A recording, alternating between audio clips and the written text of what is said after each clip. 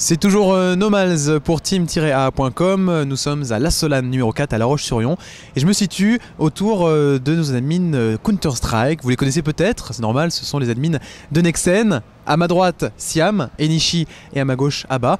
Et on va leur poser quelques questions. Alors messieurs déjà, bonsoir. Bonsoir. Bonsoir. Comment ça se passe à l'heure actuelle, La Solane pour vous? On s'attendait à avoir un tournoi de 64 équipes, donc un peu le rush quoi, et finalement il n'y a plus que 30 équipes et donc pour l'instant c'est cool, ça se passe bien, ça déroule bien. C'est dur de gérer un tournoi de 30 équipes où vous avez vos outils, vous avez tout ce qu'il faut et vous avez l'expérience? Comme Enishi disait, en fait, pour un tournoi de 64 joueurs, donc même avec les outils, ça reste quand même, on a besoin de beaucoup de monde. Pour un tournoi de 30 équipes, bon, ça reste relativement facile. C'est-à-dire que là, on est en tous 5 peut-être, on a 2 personnes de la Solane avec nous pour nous aider. Et c'est pas la routine, mais on a l'habitude de faire ça, donc ça se passe relativement bien. Et puis là, les joueurs ont l'air relativement motivés pour se connecter, pour faire les matchs, donc ça tourne bien, quoi. Il n'y a pas de souci.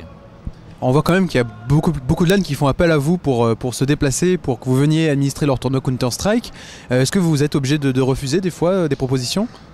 En ce moment oui, pas mal, parce que faut savoir qu'il y a eu 4 grosses LAN en février, mais il n'y a pas eu que ça, il y a eu d'autres LAN qui nous ont appelés et on a dû refuser.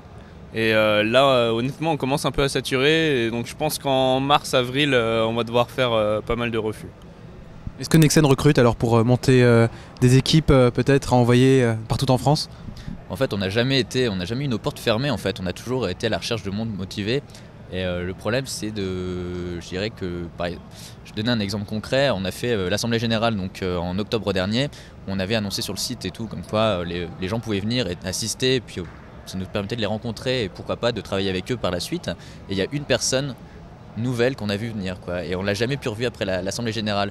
Donc c'est de dire je trouve qu'il y a de moins en moins de personnes motivées finalement qui veulent s'associer à des événements comme Nexen, et je trouve ça très dommage, quoi. Parce qu'on est très ouvert, quoi. Puis on déconne bien, et nous c'est avant tout, on veut rencontrer des gens, on se fait plein d'amis, et c'est le principal, quoi. Quelles sont les qualités requises pour comme ça venir en LAN, s'occuper des tournois?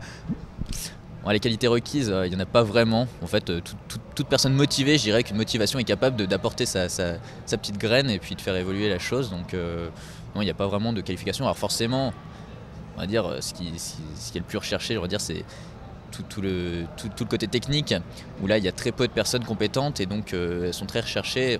Quand on voit une personne comme Siam par exemple, qui est très compétente techniquement au niveau de Counter-Strike ou des serveurs, etc., qui est très sollicitée, notamment pour les services, pour les Nexen services, etc. Et ou Sigmund par exemple aussi, qui est notre technicien réseau, et ils sont demandés régulièrement en France, régulièrement tous les mois, quoi. Et donc là ils peuvent plus, ils saturent, et je comprends très bien. Alors parlons-en justement, je vais me tourner vers toi Siam. Tu es le créateur entre autres de l'AdminBot qui permet de gérer les tournois de façon beaucoup plus simplifiée. Là on le voit sur les écrans, l'AdminBot c'est ce qui permet à l'heure actuelle de gérer ce tournoi Counter-Strike. Comment est-ce que cet outil est né et comment est-ce qu'il a évolué au fur et à mesure des années? En fait c'est simple, organiser une LAN c'est avant tout par plaisir. Donc quand on organise une LAN, il y a énormément de têtes à donner à droite, à gauche. Au bout d'un moment, on a bien envie de se poser pour pouvoir jouer, se faire une partie, rejoindre les joueurs sur les serveurs et se marrer. C'est pas possible. Donc en fait, AdminBot c'est né de cette idée-là.